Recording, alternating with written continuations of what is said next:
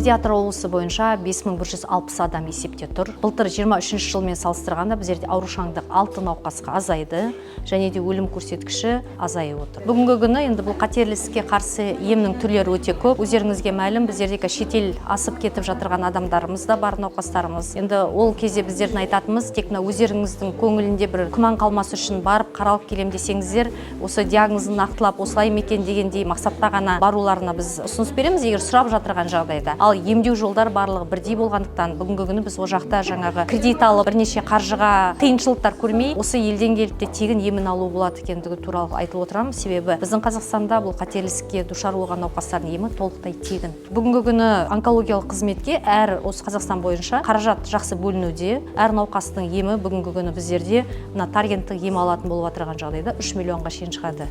Оны науқас әр 21 күн сайын 4-5 жылдай сол емді алып отырады.